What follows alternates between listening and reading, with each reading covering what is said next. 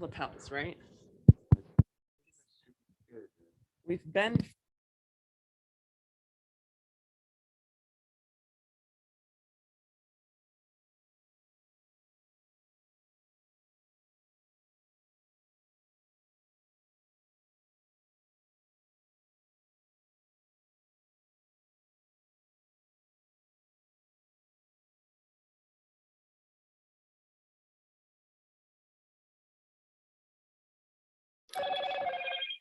so mic check 3, mic check 3.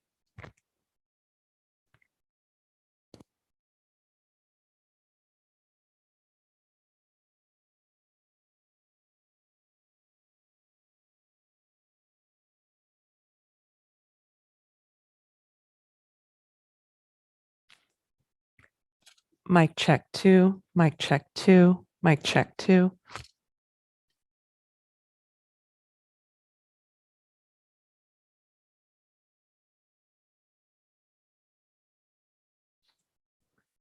Mic check 1, mic check 1.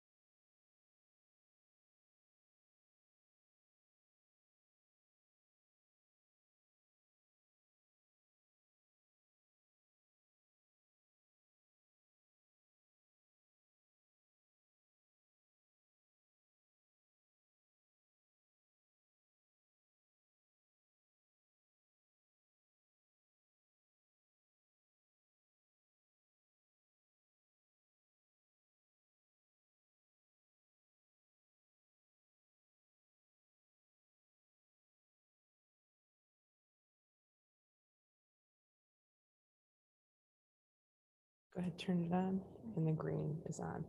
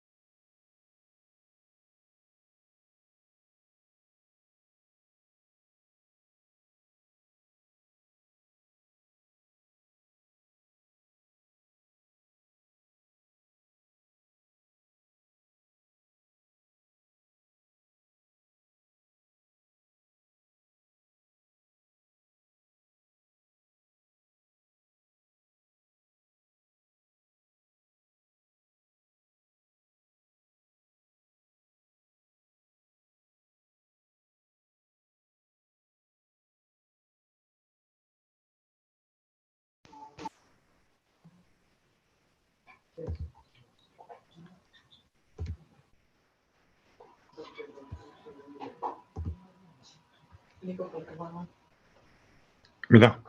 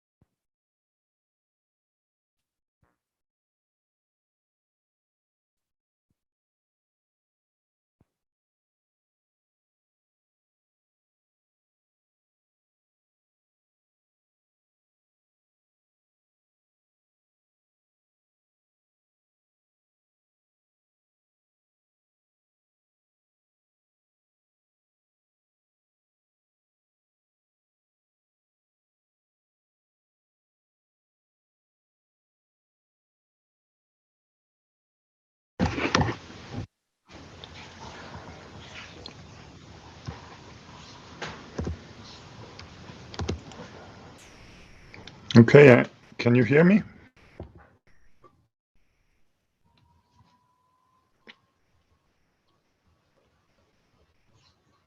Oliver, we can hear you. Can you hear us? Yes, very well. Great. Is your camera turned on? Could you try turning on your camera? It says that the host has stopped it and I cannot. Let me try it. Okay, can you hear me?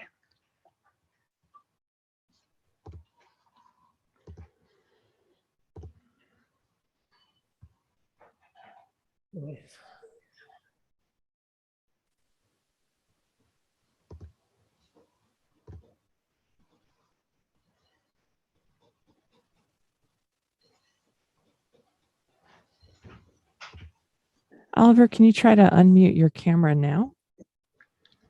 I think it works now, yes. We're still not seeing you. Let me contact our IT department. At least I can see myself now.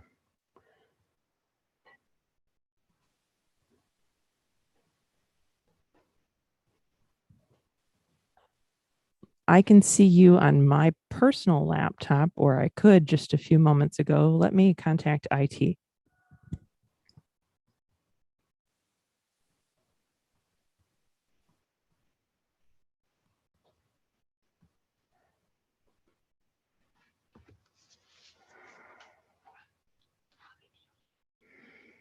Mun käänti vasta välja. Olen mä nyt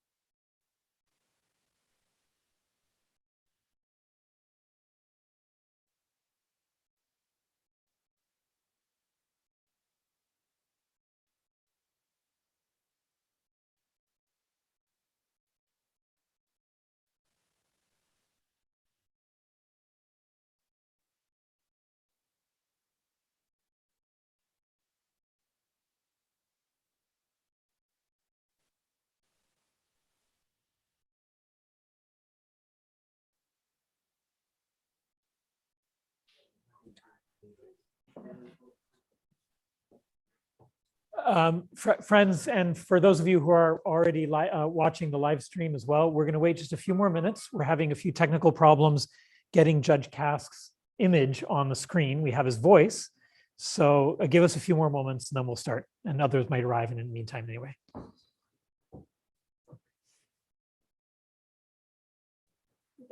Yeah, I mean, except for that. We have his voice, that's right. It could be just be, you know, like the voice of God. It comes from.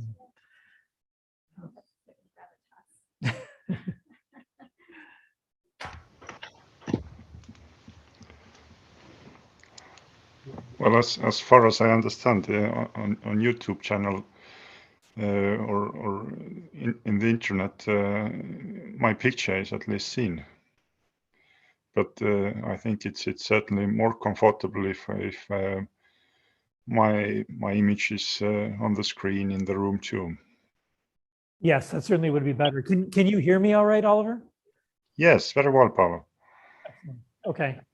Well, we have the technical people here working on it, so give us a couple minutes and hopefully we can fix it. If not, we'll proceed with just your voice descending from the heavens among us. Yeah, sure.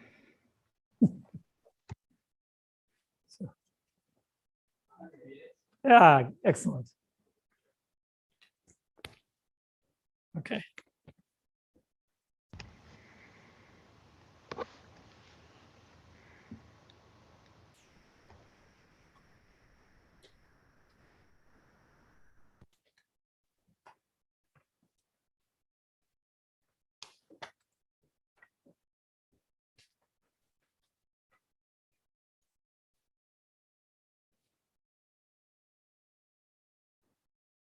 Okay.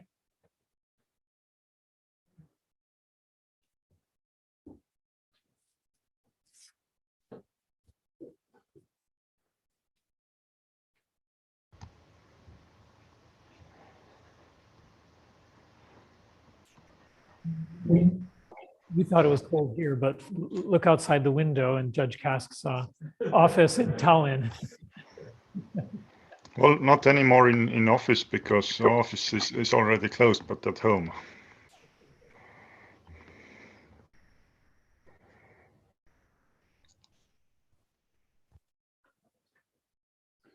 Can we get started? And now we lost him again.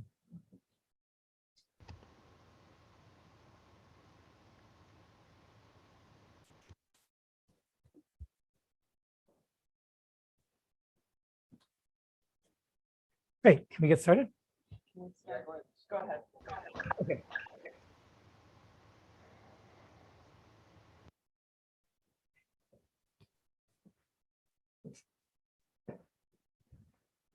All right. Sorry, your mic's on. Great. Good afternoon, everybody. Thank you for coming. Really appreciate it on this very last day of the semester. We know how much there is going on for all of you. So we're grateful that you're here, as well as for all of you who are joining us via the live stream on our YouTube channel for this event. I'm especially glad to be introducing this event because it is the first event in what we hope will become a more regular series for the Kellogg Institute of talks, encounters, lectures in a series that we're calling Democracy and Civil Discourse. The idea is that we will be taking up themes and issues that are difficult, over which there are sometimes sharp disagreements politically, intellectually, and yet that are at the heart of our democratic life together, both in the domestic sphere and, given that this Kellogg Institute, internationally. Indeed, what we are hoping to do is to bring to bear Kellogg's international perspectives, experience networks into conversation with questions about the basic structure and organization and reform and revitalization of our democracy domestically as well.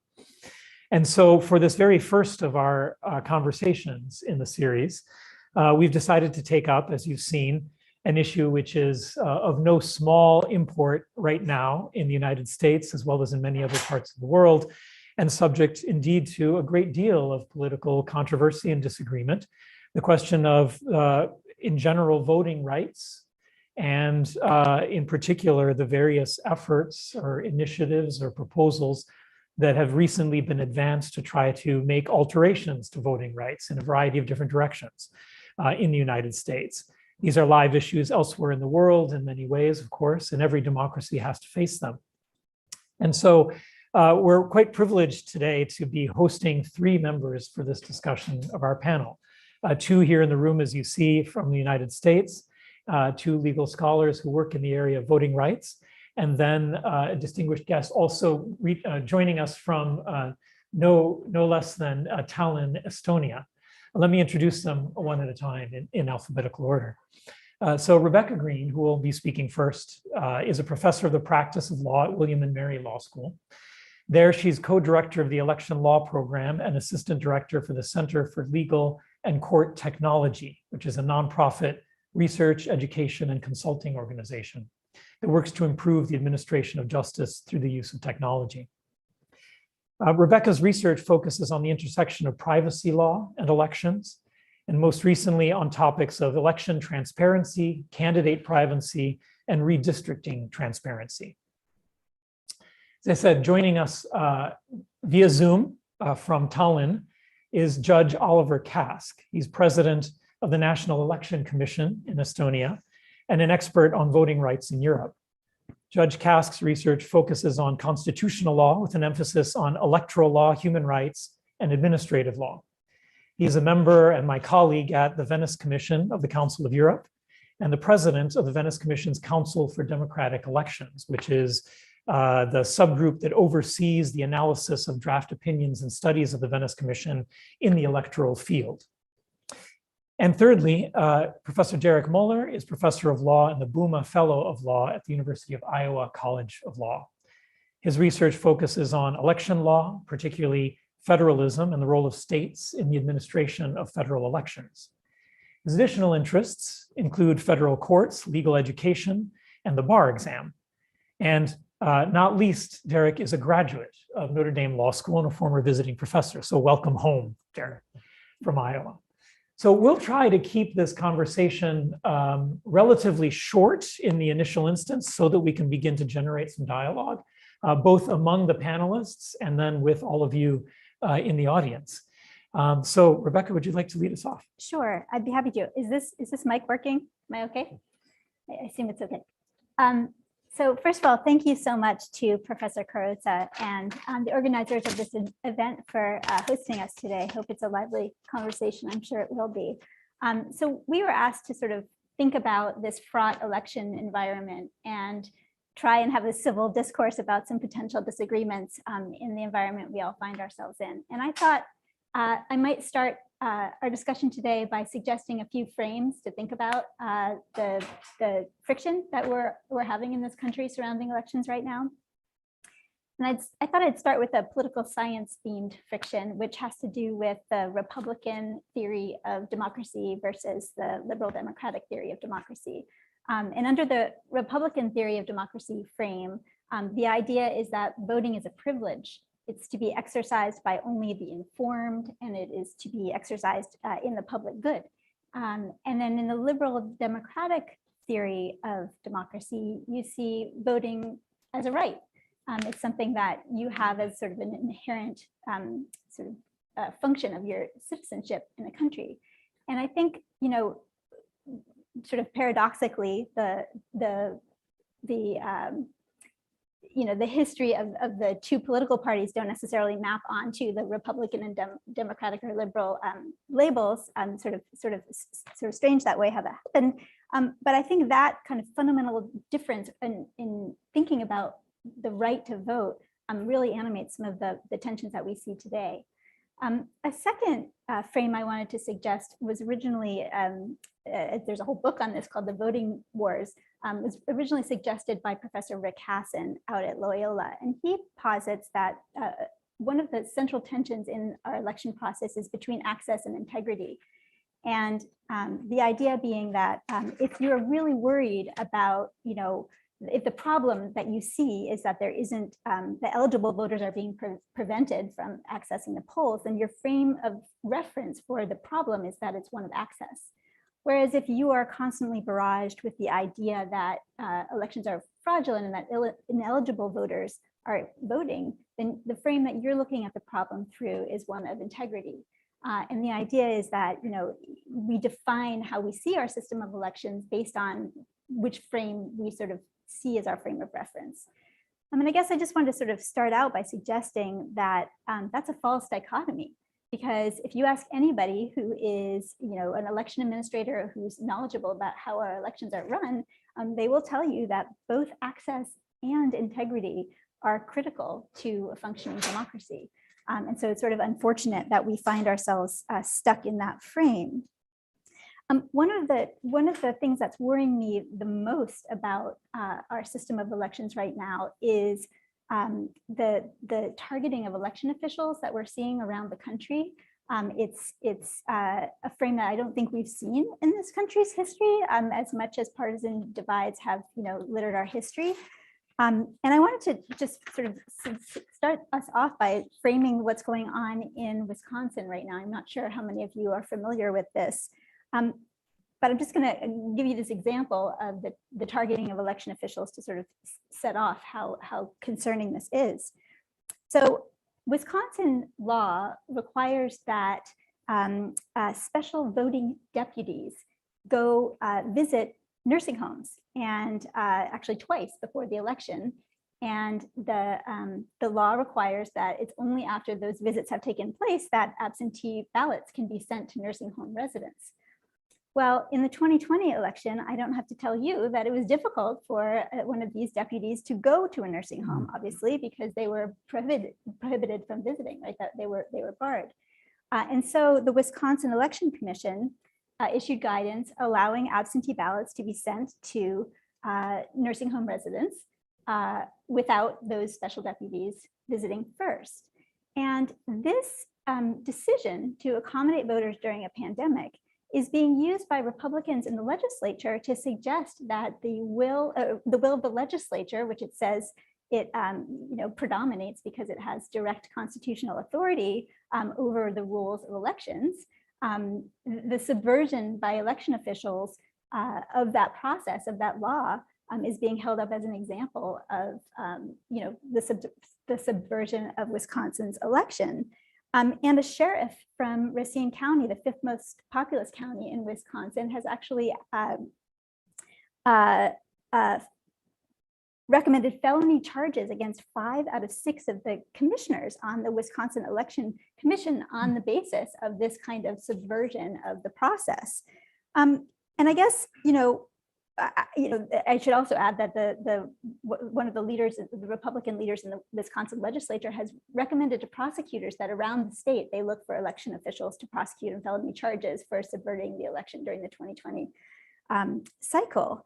And of course, my worry here is that actions like this are going to drive a whole generation of knowledgeable and professional election administrators out of their jobs, either because they're forced out through prosecution, or because the pressure is too intense. We're experiencing this just incredible moment where election officials, partisan and nonpartisan, are being targeted with harassment and death threats and scary stuff. And so if we lose this generation of election officials, I worry about our ability to administer elections in a moment when public faith in our election process is at a cataclysmic low. So I hate to sort of start us off painting sort of such a scary picture, but I guess that to me, that's sort of what keeps me up at night when I sort of think about the threats to our election based on some of the tensions that I started off with. So I'll stop there if that was enough to get us started. Absolutely, and Okay. we'll come back to you on, Okay. on other details and topics along the Okay, way, but that's a good start. So Okay. Derek, would you like to take it from there? Absolutely. Thanks. Thanks for having me and for this great conversation. So starting on the election administration point, undoubtedly it was a pandemic. There are lots of changes that were being made on the fly.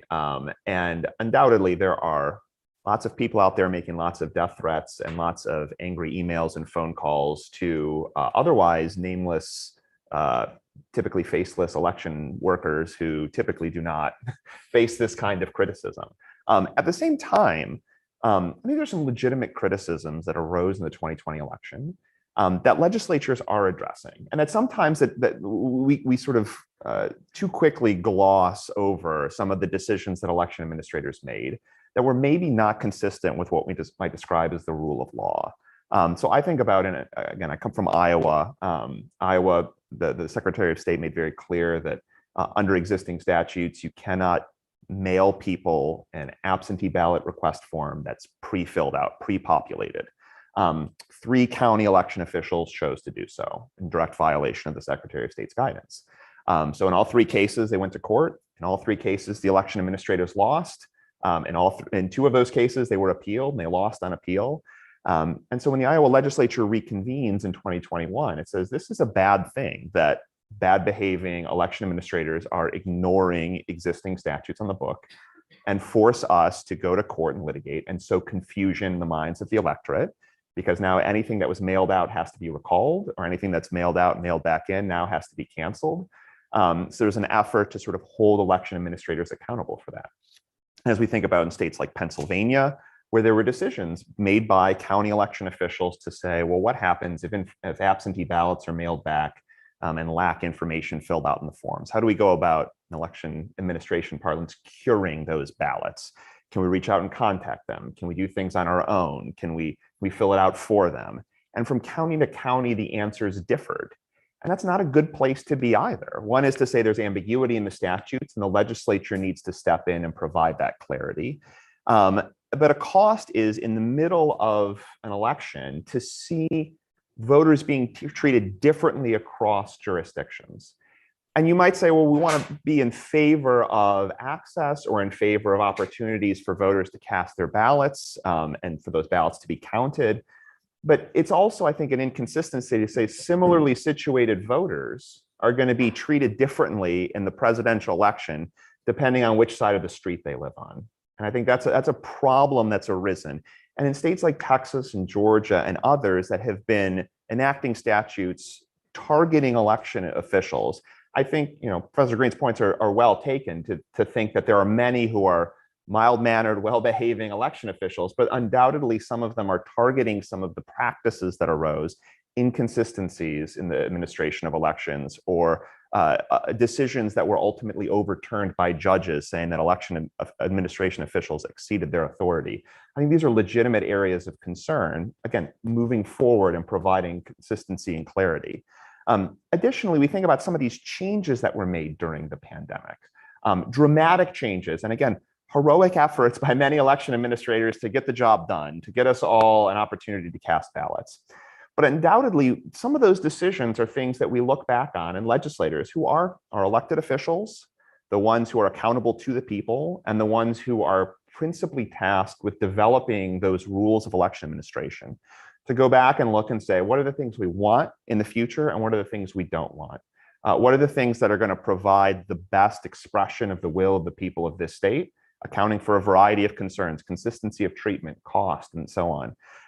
And so even contested statutes in places like Texas and Georgia are often filled with many things that are uncontested. Right? In states like Georgia, where its contentious election bill was enacted, it limited some absentee ballot access, saying that some of the rules during the pandemic were not the kinds of things we want.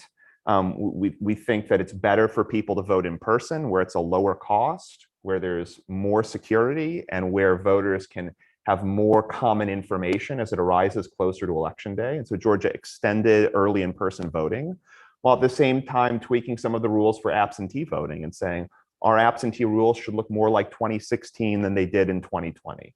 And so the goal is to try to calibrate these laws in states to try to be responsive to the needs of the community and responsive to what we think is sort of the best expression of the will going forward. It's not to say that we don't always agree with it and that these are different policy judgments that are to be made. But in Georgia, for instance, they've used, as most states use nowadays, an opportunity in absentee ballots to sign the ballot, you mail it in, and then someone is sitting there trying to look at your signature and determining whether or not there's a match. It's a very 19th century technology that we're using to verify whether or not that's your ballot. And in fact, the court enjoined the state of Georgia from using that kind of signature matching technology because they thought it was not consistent enough and didn't treat voters evenly enough. It was too subjective an assessment from election officials. So when Georgia went back into session this year, they said, well, rather than signatures, maybe you should put the last 4 digits of your driver's license or a social security number or voter ID number. And that's a better way of verifying your identity than signatures, which courts told us are not supposed to be used anyway. And that's one of the provisions now being challenged in court by many litigants to say this is unduly burdensome on voters.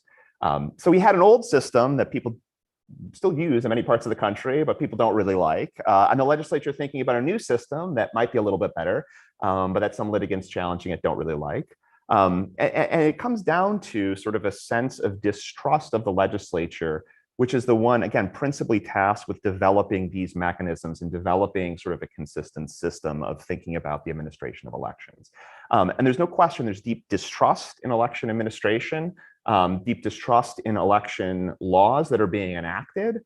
But at the same time, it's helpful to think with clarity and precision about what these particular provisions of law that are in dispute are doing, where they came from, why they're being enacted. And thinking about, if we disagree with them, what is it about them we disagree with, and what is the sort of better solution we could come up with in the future? So that I'll just pause there.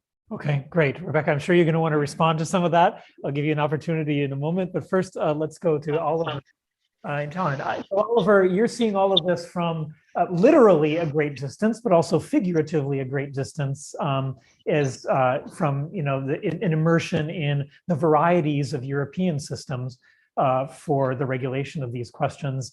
What do you see from there in terms of what's going on here, and what sort of perspective do you think would be be helpful to add to this conversation that might give us a little bit of critical distance from the immediacy of the controversies that we face here in the United States? Well, it's really very interesting to follow what's going on in the discussions on amending electoral legislation in the United States. I think there are many of those topics which are under discussion in Europe too. First of all, concerning the issues of integrity versus access, voters' access to elections, I think in Europe we understand the integrity to include also the general principle of elections to be general, which means that all voters should have, let's say, easy access to voting, and also, let's say, the part of legitimacy or trust in the processes is also considered as one of the key elements of the principles guiding elections. So I think it's in Europe we have all those discussions you have in the United States, but not in all countries of Europe. I think the main issues which you face are related both to voter turnout and or voter identification, as well as voting modalities. And I think in those European countries where the democracy has been very long-standing, just because of historical reasons or historical traditions, the varieties for, let's say, absentee voting are wider. In, let's say, post-communist countries or Central and Eastern European countries, as well as in many other long-standing democracies like Italy, we have seen quite big reforms in this regard in order to guarantee that the voter is well identified before he or she gives the ballot paper filled in. So the voting modalities like absentee voting are changing more towards the possibility to vote, let's say, at home or in nursing homes or hospitals or in prisons. but in a way that the independent or neutral election administration is organizing the voting for specific voters, for specific persons traveling around. So such kind of biased or politically orientated representation is more and more missing in this regard. We have seen in Europe also the tendency to prolong the elections with regard to the number of election days. I think this is one of the key issues which are under discussion in many European countries, especially Nordic countries, Sweden, Finland, Norway, Estonia, also Latvia, Denmark. It's possible for early voting, whereas in UK, in Germany, in France, it's possible only during one day. And if the election is organized only during one day, there's a much bigger pressure to have, let's say, some kind of absentee voting or proxy voting, because if you have a longer period, it means that it's much easier for voters to come up to the polling stations. Concerning the postal voting, I think which is the source of biggest controversies in the United States. We can see just a few countries in Europe which use it. United Kingdom, Germany, Poland, Iceland, Switzerland, and partially in some other countries as well, like Spain or Austria or Netherlands. But this is used to a lesser extent, I would say, and in those countries, I would say that the trust in the organizers, in the election management bodies in general is rather high, or still rather high, because the tendency we saw in 2020 elections in the United States, I think this is going worldwide, that at least some of the political parties are heavily criticizing what the election administration is doing. So I think the issues for having different kinds of, let's say, mobile voting possibilities are more and more increasing. And last but not least, I would say in the opening remarks is the issue of observation. I think this is one of the key issues we have discussed, let's say, in European electoral heritage, that observation is very, very much necessary to guarantee the trust in the processes, to guarantee the electoral integrity, and it has to cover all procedural steps, including voting at home or voting in prisons and so on. So the possibility to have postal voting is more in decline in Europe. Yeah, thank you. Terrific. No, thank you, Oliver. That was a very helpful perspective and overview. So let's go back around and give people a chance to respond a little bit to what was said. So Becca, Derek raised a number of points. Oliver also offered some perspectives that are quite different from what's going on here. What's your thought about? Well, first of all, it's so interesting to hear the international perspective, and maybe it's slightly disheartening to hear that some of the same issues are arising in other countries. It's not just us. Just to pick up on the observation point, I've thought a lot about observation, and I think we have a real challenge in this country because our election observation rules have not been updated to reflect a very different way of voting today.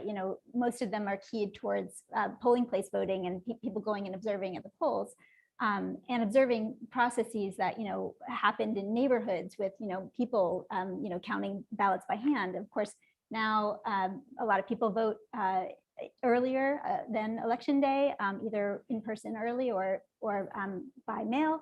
You know, a lot of our tabulation, for example, is done in central locations by machines, and the election observation statutes that we have on the books don't reflect that. They don't provide for meaningful access to see how the sausage is made, and I think it just makes the distrust problem even greater, because people can't sort of see for themselves, because the structure of our observation doesn't fit how people vote.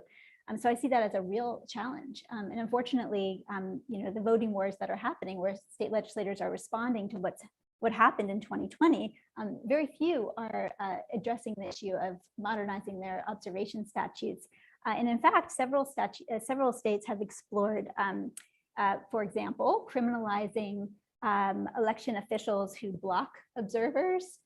So rather than update the statute or sort of think about how we can make observation more robust, they're sort of, again, targeting election officials. There's another proposal to have poll watchers wear body cameras. I think that was that in Iowa? I think it was. But anyway, the point is that, in my opinion, that's about the worst idea I have ever heard, given how, you know, today a picture breeds 1,000 conspiracy theories rather than 1,000 words. So I think the election observation piece is really interesting. Just responding to some of Derek's comments, you know, I love the world where the US Constitution delegates to state legislatures the power to set the time, place, and manner of elections, and they do so conscientiously, reacting to changing circumstances and so forth. The problem with that model is, first, the legislature can't anticipate every contingency. And of course, in 2020, we saw that writ large, where, you know, states didn't even have election emergency statutes that covered what we faced. And the second problem is, you know, I think there's a problem with our structure, in that we set up elections as first past the post, winner take all elections, where every vote matters and is critical. And so it gives legislatures an incentive to make it harder for some people to vote who they see as their political enemies. And so that creates, you know, not a legislature that's looking out for, you know, setting up a system that's robust and has integrity and access is ensured, but instead setting up a potential situation where we're targeting people for their political views, based on some potentially warped and not even accurate sense of how they vote, and what will make it harder for them, or what will make it harder for them to actually access the ballot. So I worry about those incentives. Not that I think that election officials should take matters into their own hands and behave, you know, extracurricularly with respect to what the law requires, but I do think, you know, especially in 2020, the impulse to ensure that eligible voters could cast ballots is understandable. And so I guess I'm sort of, I don't know if that was a one-off because it was a pandemic election and we won't see that going forward, or whether that kind of problem is going to continue. Derek, any rejoinder either to that or the comments that Oliver offered? Yeah, I mean, a little bit on that. I mean, I think, you know, I get a little worried sometimes as we sprinkle the word pandemic around everything, because if we think back to March of 2020, and it is now December of 2021, and this is an ongoing, it's just not like it's a novel emergency situation anymore, but a place where there is deliberative judgment, and it's not everyone agrees on the deliberative judgments that are to be made. But even between March of 2020 and November, there were decisions to be made, decisions that legislatures were making about what things ought to look like. Additionally, it's changed the discussion, right? So, you know, Georgia is one of the original colonies. Georgia has held elections from 1789 to the present. Georgia, exactly once in its history, has mailed everybody an absentee ballot application, and that was in the primary in the summer of 2020. So when the legislature enacts a statute saying, we don't want to do that again, and the Department of Justice steps in and says, well, no, you have to do that. It's a violation of federal law to not offer that option in the future. It's a pretty remarkable statement to say that one decision made during the pandemic in a couple of months is now something that needs to be forever more codified within Georgia law. So I get a little concerned also about shifting the discussion from things that we say were concessions in a moment made by election administrators doing their best to things that the legislature is forbidden from ever considering again. So I think about that sort of discussion too. And then finally, in the comparative perspective, it's really helpful to think about the trust in election administration. Again, in the United States, it has long been at the state level with the Secretary of State a partisan office, right? So it's a partisan elected official who is still trying to do their best to do things in as nonpartisan a fashion as possible, even though there's sometimes friction with the legislature or the governor or local officials. And in many states, the local officials, sometimes they are career servants, sometimes they are elected on a nonpartisan ballot, sometimes they're elected on a partisan ballot. And I remember sometimes when I speak with my students about this, I say, well, our ballots are too long. Maybe we should not be electing our election administrators. Maybe we want them to be professionals. And I'd be interested to hear the comparative perspective. And then I talk to election officials who say, I love being elected. So, well, that's interesting. Why do you love being elected? They said, because my boss isn't going to fire me if I do something in my best judgment, because it's left to the voters to decide. And if I really screw up, which has happened in places like Maricopa County, Arizona recently, if I really screw up, the voters will know about it and will hold me accountable. So I also think about the interesting side of the accountability piece. For the most part, we elect election officials who give us good experiences at the polls. And when things are problematic, we hold them accountable at the polls, if that's something. Thanks. Oliver, what about this last point here about election officials and how they're selected and elected? It seems to me that there's quite a bit of difference between the standard in most European countries and what happens here in that score. Is that correct? Well, I think the general role of the public administration is considered very, very differently. In Europe, it's all the civil servants are considered as rather independent from political sphere. So it's not so easy to fire them by some political representatives. Otherwise, you just go to the court and get back to the office. What concerns the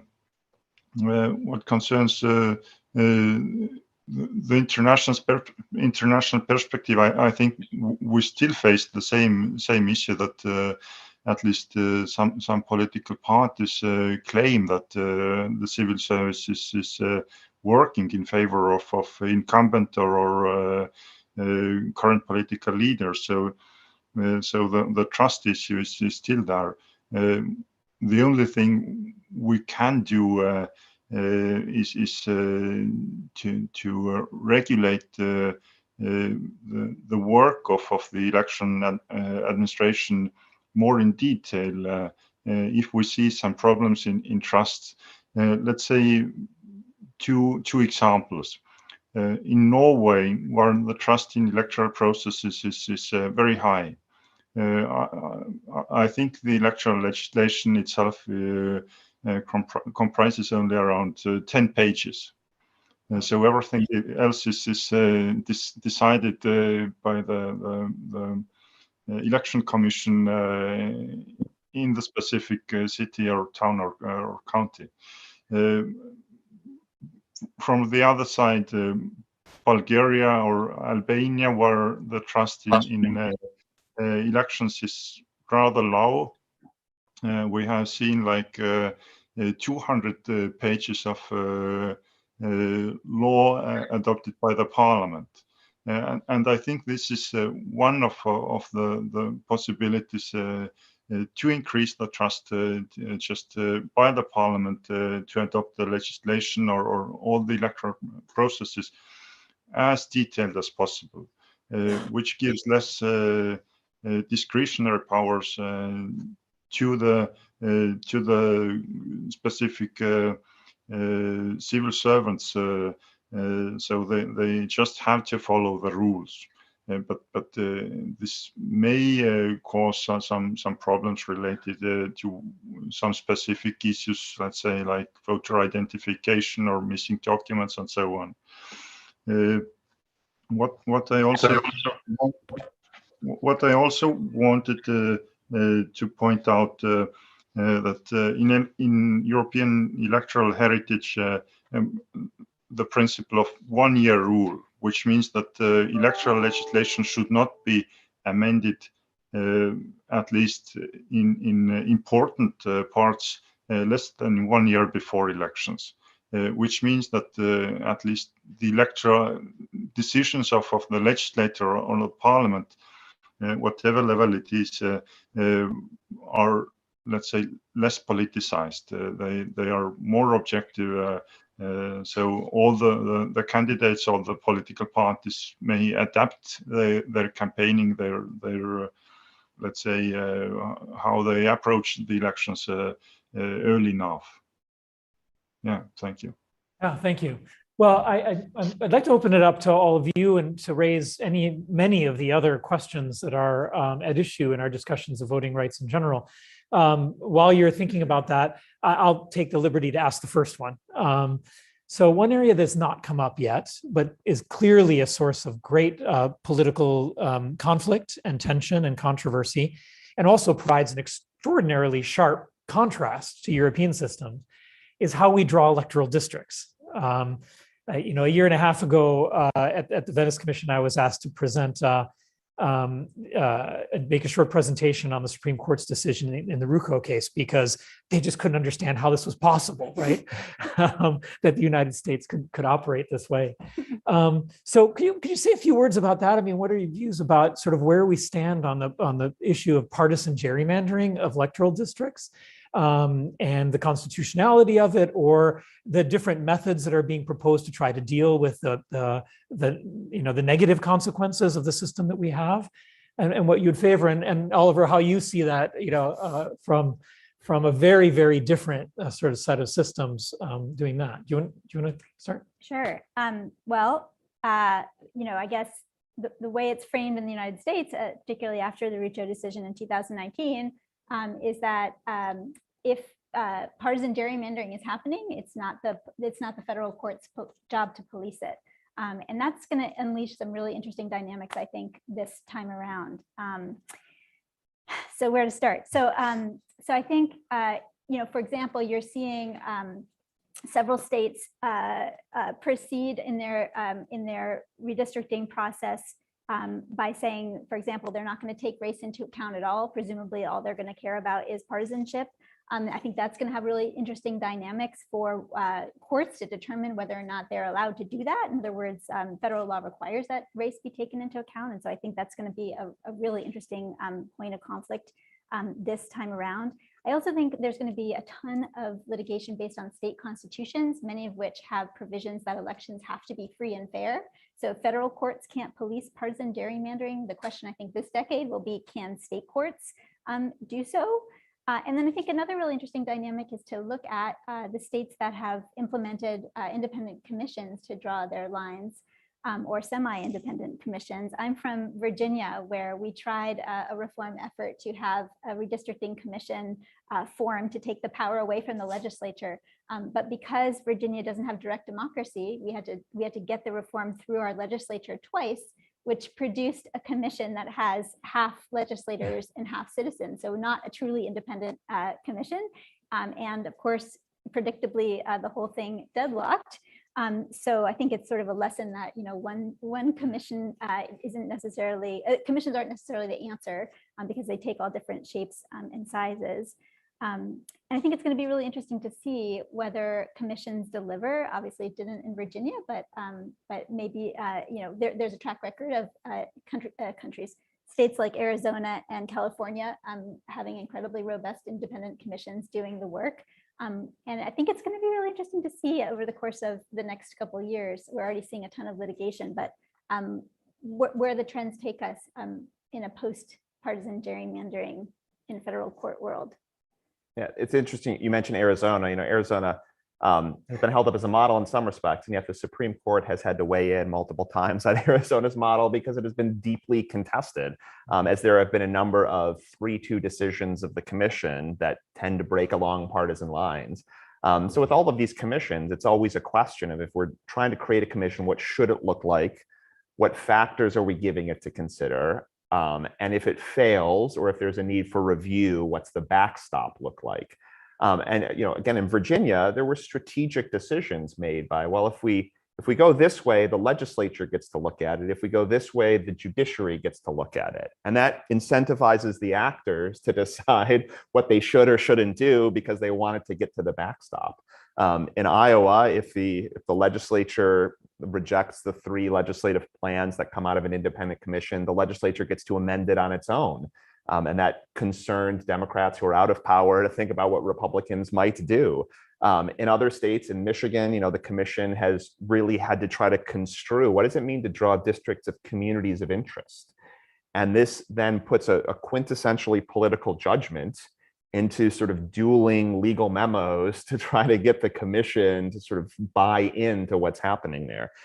So I think the commissions could work, they could not work, but it really requires sort of having the buy-in from the state or the people of the state or of the commission, very ad hoc basis, I think, to determine whether or not these things are going to work. The inputs are going to be some statutes that are pretty vague. Districts shall be reasonably compact. Well, there's some determination about what reasonably means. And at the end of the day, leaving sort of these quintessentially political judgments in the hands of maybe some these ad hoc groups that have to make some determinations and decisions. So maybe some of them are going to work. I think I'm skeptical that others are going to work. I'm interested to watch the experiments play out in the states and see how the courts respond to them. But I do come at them with a little bit more skepticism. Thanks. Oliver, based on your experience, do you have any thoughts about what methods have you seen that might work better than what we're doing in the United States, or your view in general about the peculiarity of how it's handled here? Well, I think what's going on in relation to gerrymandering in the United States, I think you're rather a good role model for many other countries. There have not been so many court cases related to redistricting in Europe or elsewhere. I think one of the reasons is that there's very seldom used the majoritarian electoral system, except France and United Kingdom. Otherwise, in proportional elections, the importance of redistricting is not so important. But still, we have seen a couple of cases, or in different countries, the Constitutional Court issues raised, let's say, in the Republic of Georgia, not in United States, but in Europe. The Constitutional Court considered as unconstitutional the decision to draw the constituency borders in a way that some of the constituencies were much bigger than the others. We have seen, let's say, some kind of reform going on in Norway, where currently the number of inhabitants in some of the districts is much bigger, and the representativeness is not equal to a full extent. As in northern Norway, there's hardly any inhabitants, but they are better represented in the parliament compared to the other parts.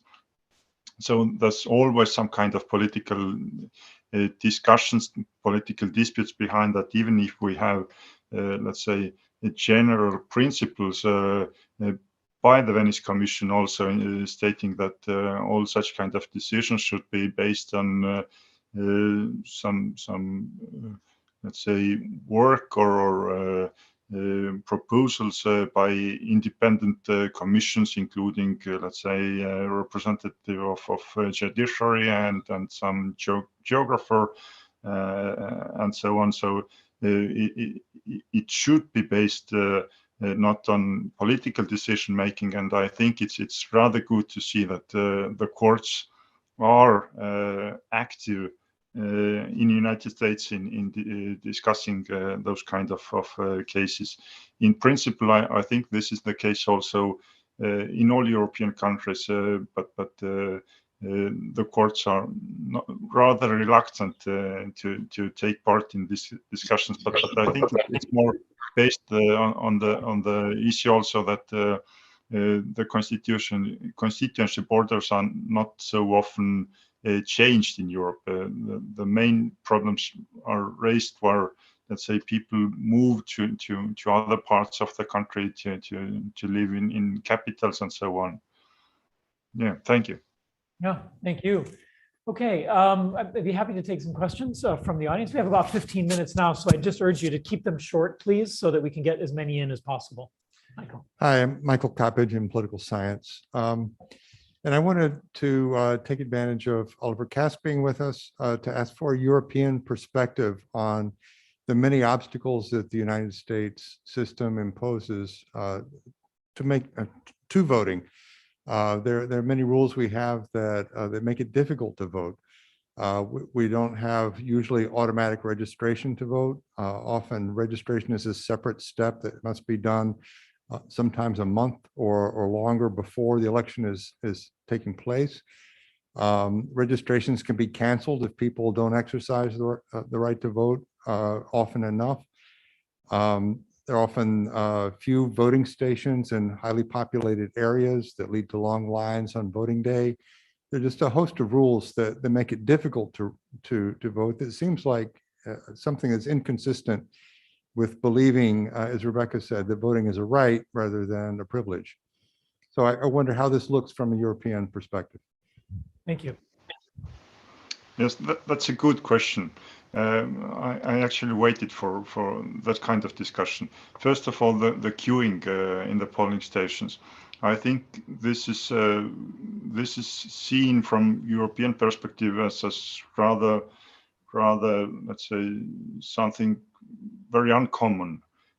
We don't see so many queues in Europe.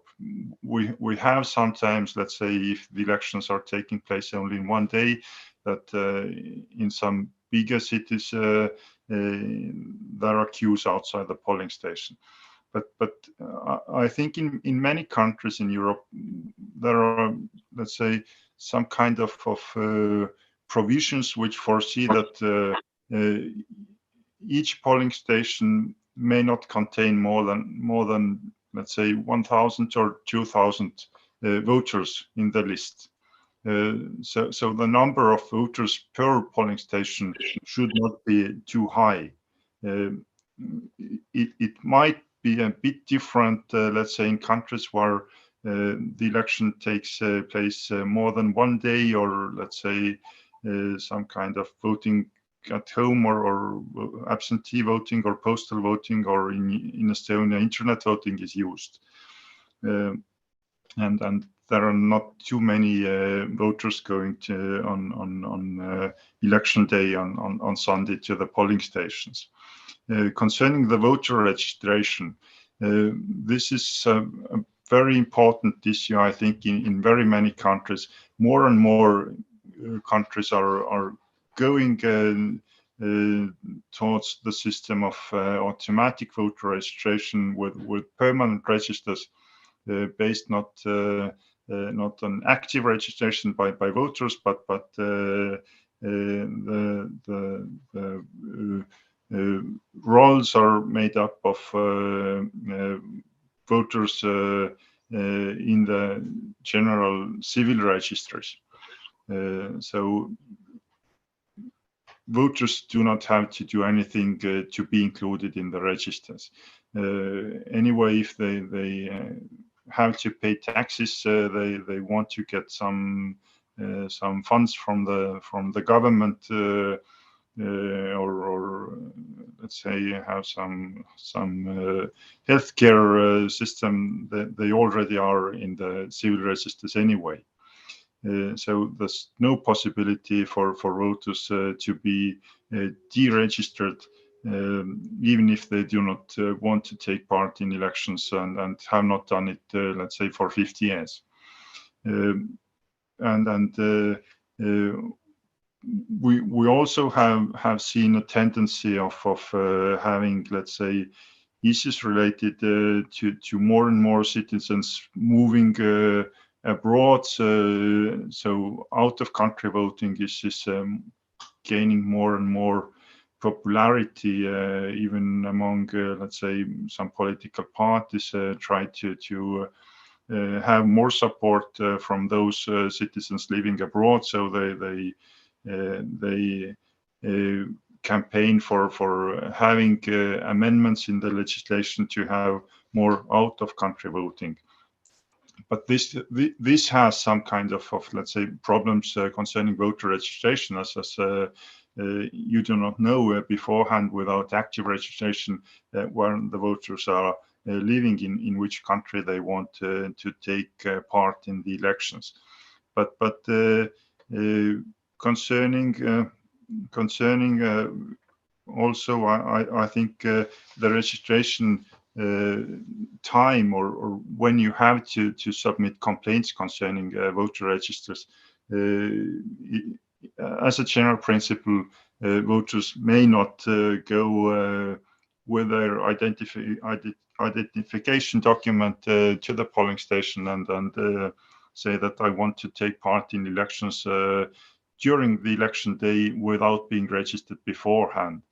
So if somehow you are left out of the voters list, you have to submit complaints early enough. That's a rather important task for election administration to inform voters about this kind of issues and to guarantee the access to the voters list. Let's say like sending emails or by post some information where and when you can vote. So if you do not get such kind of information, it's already a kind of alert. You have to check whether you are registered or not. Yeah, thank you. Perfect. Up there. Thanks very much, folks. My name is Thomas Stillo, and I'm in the School of Global Affairs here. I wanted to ask about the this pressure you spoke about on election authorities. Professor Mueller, you mentioned that you presented sort of a dispassionate, procedural-oriented sort of argument in favor of regularities, I guess, right? Election authorities shouldn't be exercising discretion where they don't have permission to do so and whatnot. So that's hard to argue against. And indeed, I don't argue against it. I support that entirely. But the reason I have a hard time sort of embracing it is that I think it omits the politics in the thing. That is that if politicians, the legislatures, and whoever else is lobbying these lobbying, I guess, these attacks, were sort of randomly distributed across election authorities and originating from politicians of all sorts, it could be plausible. But my question is there any evidence about kind of systematically, as you look across where this is happening, that it is indeed sort of not a partisan, not coming from one side or another, that it's arising equally in all domains? Or is this a case where it's politicians who don't like the result in certain districts targeting them? So I'll leave it at that. And again, I kind of want to keep the focus on sort of evidence and is there any, that is to say, about the patterns, about the origins of all these? Thank you very much. Yeah. No, it's a great and hard question, because especially when we respond to elections, we're usually looking back at the last thing and fixing those problems or fixing those perceived problems as they arise. Undoubtedly, I think, and to Rebecca's earlier point about thinking about access versus integrity, and there's no question we've seen that there is a partisan divide, right? Democratic elected officials or Democratic election administrators have tended to be more generous with some of these rules during the pandemic. In some cases, in Arizona in particular, the Democratic Secretary of State would not defend or appeal or challenge certain challenges to statutes. And so that raised some questions about the legislature wanting to defend its policies, which was controlled by Republicans, and the Democratic Secretary of State who was not interested in defending those policies.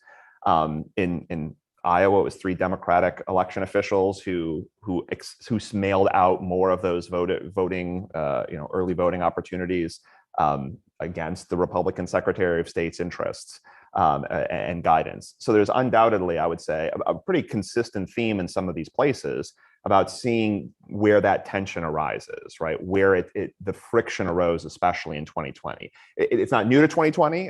It's happened in other places, just on a smaller scale, or maybe not as visibly, and maybe not as salient. If a Republican candidate wins in 2016, people are maybe more willing to forgive the losses at the end of the day.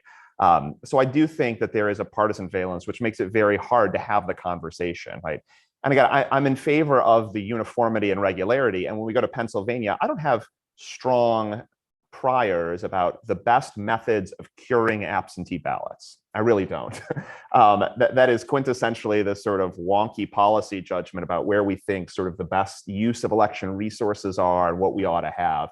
And the legislature and governor, a Republican-controlled legislature and a Democratic governor, are not going to come to a consensus at any point in the near future on this question, which then leaves sort of the ambiguity and uncertainty indefinitely into the future. But it is difficult to have that conversation if we're seeing sort of the frictions arise specifically in different directions from those election administrators moving forward. Great. Do you have anything to add to that? I wondered, did that answer your question?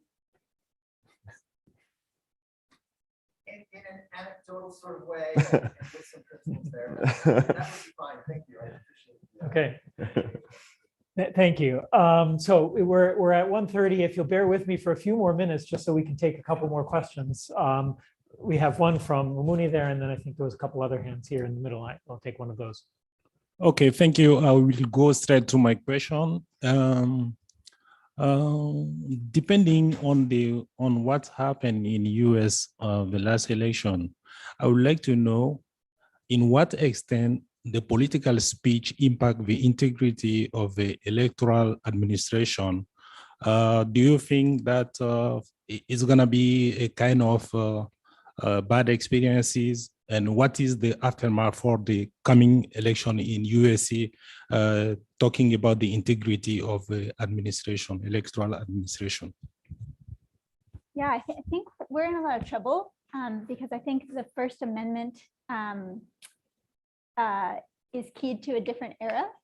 And so, for example, if you think about voter intimidation, that also is framed as a very sort of physically present problem where you have somebody harassing somebody trying to vote at a polling station, but the kind of harassment that's happening isn't happening at the polling station. It's happening when you get a death threat or when there's a huge amount of misinformation circulating. And I think it makes it very hard for our system of democracy to kind of catch up and address some of the, I think, very real threats to a sort of democratic functioning.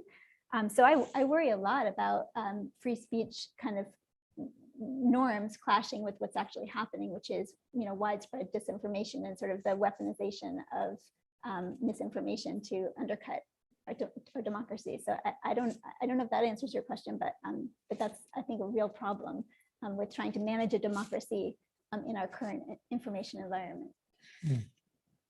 Thank you. Floyd.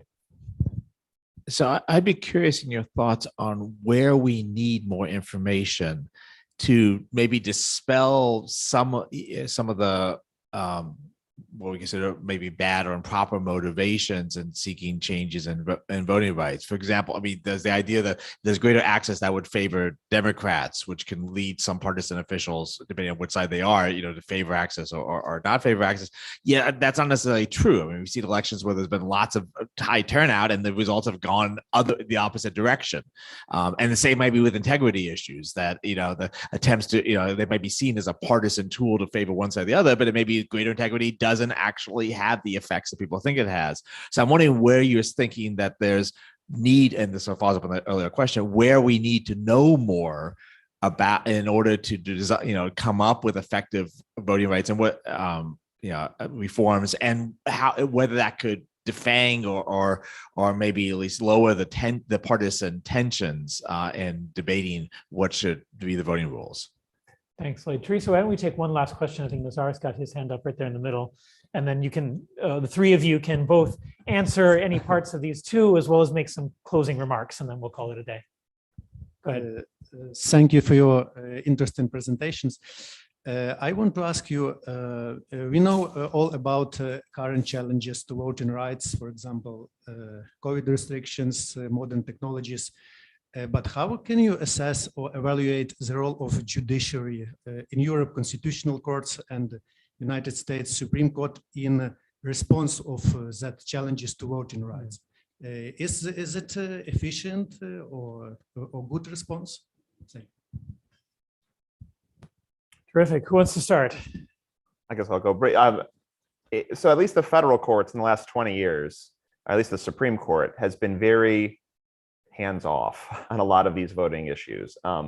If plaintiffs are bringing challenges, whether it's the Voting Rights Act, whether it's challenges to independent redistricting commissions, whether it's brought by Republicans, whether it's brought by Democrats, plaintiffs usually lose these cases. And the Supreme Court has been increasingly moving toward keeping these cases in the political process, or as Rebecca pointed out earlier, into the states. So I don't see a whole lot of, maybe you think differently about that, but I don't see a whole lot. I think it puts a lot of pressure on the political process where we're seeing it. And to the point about the political process, I'm not a political scientist, and I read the political science literature talking about absentee voting and increased turnout and saying, a lot of it doesn't really particularly seem to help one party or another. There's not a huge partisan valence. And yet that's not coming through. And I think about 20 years ago where Republicans were convinced that absentee voting was the way to the future for the elderly and for military personnel. And now I'm watching, it's like looking through the mirror to see 20 years later that it's Democrats advocating for it and Republicans saying it's the worst form of voting fraud that you can imagine. So I think it's important to have really good, robust research and doing more and more of this stuff to try to figure out the evidence to make these claims. But it just really seems like the evidence isn't getting through at the end of the day to make them. But so I really thought this is like a Pollyanna problem, but I really thought that the crisis that culminated on January 6th and continues to this day, where there's just abominable lack of public confidence by millions and millions of Americans in our system of elections. I would have thought the legislative response would be to say we need access and integrity. We need to make sure that both are present, and just sort of like a rising up to defend our democratic system. But instead, we've seen continued sort of partisan gamesmanship, and I think the moment is passing us by, and what we're seeing is just this kind of reflexive partisan manipulation of our electoral system, and a lot of it seems to be to fundraise, which seems really problematic, right? You're framing the problem, and then you're getting huge millions and millions of dollars in your coffers for framing it as you framed it on both sides.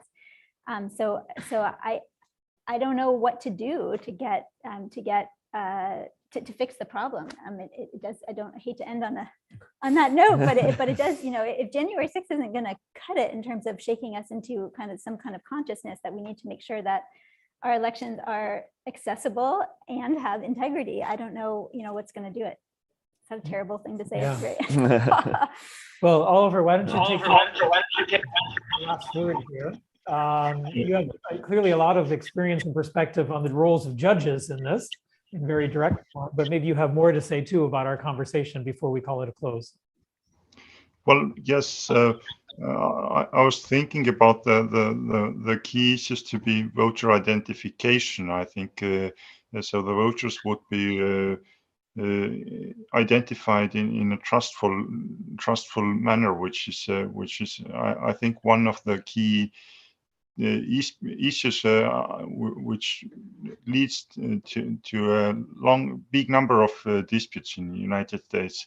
I think in Europe we in most of the countries, but once again we have a big variety of different countries.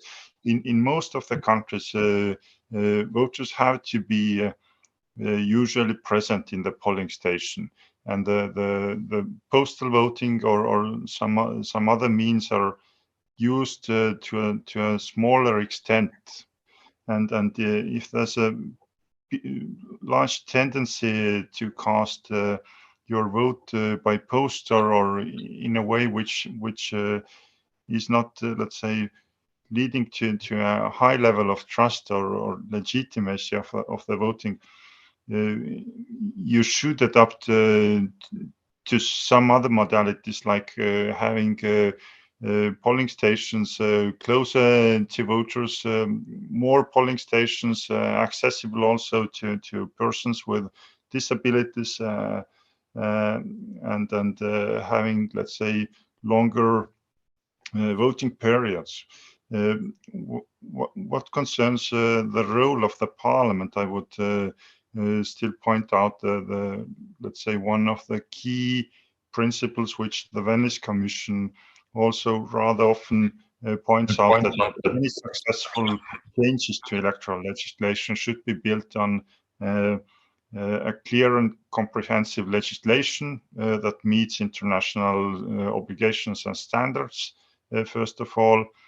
Second, that the adoption of such kind of legislation is done by broad consensus and after extensive public consultations. So any kind of electoral legislation should not be politically biased, just advocating or protecting the arguments of one political party or one political side, and leaving the opposition in a situation where just after next upcoming elections, where they will win, they will change the electoral legislation. So it should be based as far as possible on consensus. And last but not least, of course, there should be political commitment to implement all those international principles, having the right to vote for everyone as far as possible, not to disenfranchise any voters who should have access to elections. Yeah, thank you. Fantastic. Well, thank you all, and thanks all of you for attending. I wish we had more time to discuss it, but it's a discussion that we'll all have to continue to carry on among ourselves in the hallways over lunches. But we're grateful that all three of you helped us today think through these issues more carefully, and in a way that hopefully, Rebecca, is the beginning of this possibility of getting beyond mere partisanship to more consideration of what is the requirements of the common good for us all. Please help me in thanking our guests.